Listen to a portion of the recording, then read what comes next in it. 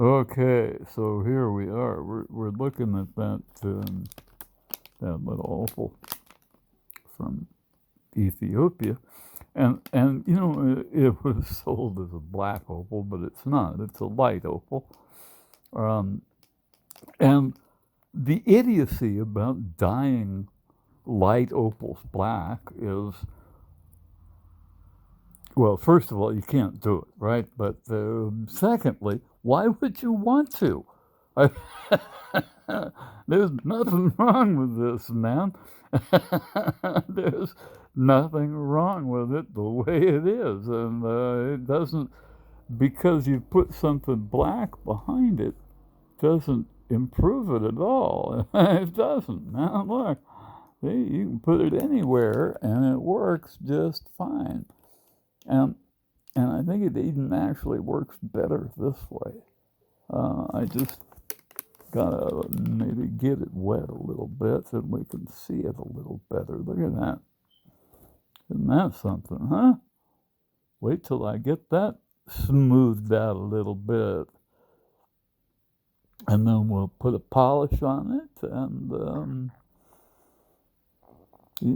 that might make a nice cabochon with a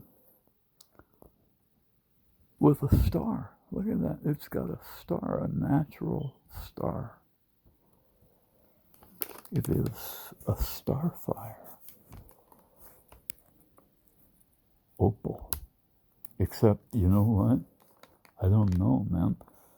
I did a hardness test on this, and opal is supposed to be 5.5 on the Mohs scale of hardness, the same as glass, right? This is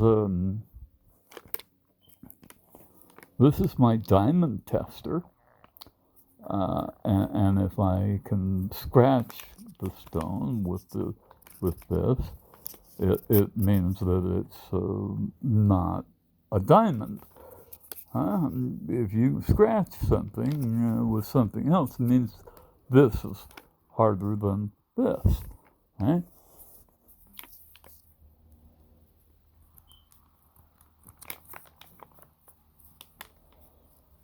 It doesn't scratch. It doesn't. You can see where I put the thing, but that's just on the dirt on my stone. There aren't any scratches there. I've got hemp seed oil on everything, of course, and so and this is going to be a real dandy, man, a real dandy. But it's 10 on the Mohs scale of hardness, so it's not going to get chipped and broken quite so easily. Don't ask me, man. I don't fucking know. I don't know anymore, you guys.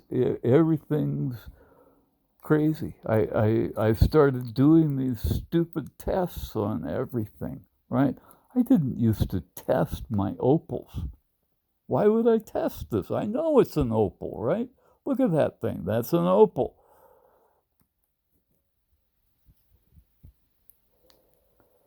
But you know what? Now I test everything. And I'm getting readings you just watched. I didn't make that up, man. And I thought, well, maybe I goofed and I didn't really put a diamond in here. So I pulled out my rubies and I checked. I checked because a diamond will scratch a ruby. For sure, for sure, for sure.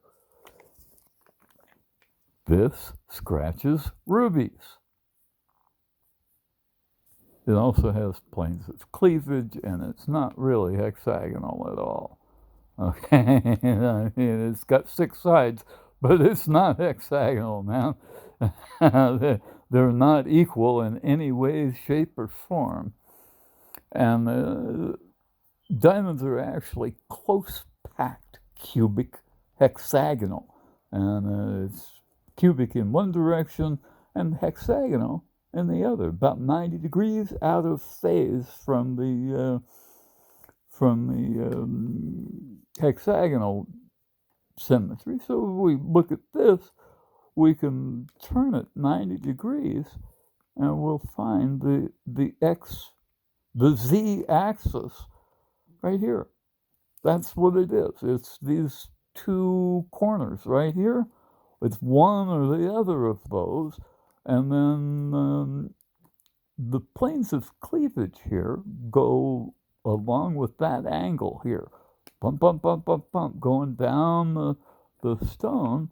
And then there will be some at another angle. One of these. And we can find that by looking at the planes of cleavage in my diamond. It just broke off my little handle. Whoops. I meant to do that. Anyway, and it's actually a good stone for doing that kind of checking with, because it's small and it's got kind of used to have a sharp tip on it. It's gotten worn off a little bit. Anyway, this is 10 on the Mohs scale of hardness, so it's not going to get all scratched and fucked up looking when you wear it in a ring. How about that? And that's really something for an opal. Because my wife's wedding ring, I had to repolish it a couple of times over the last 35 years. And she wore it every day for a long time. And it did dishes and cleaned baby boop and all kinds of stuff, and got scratched, and it's still good. It's, it didn't get broken or anything. I set it the right way. When you set an opal, I set them in a bezel.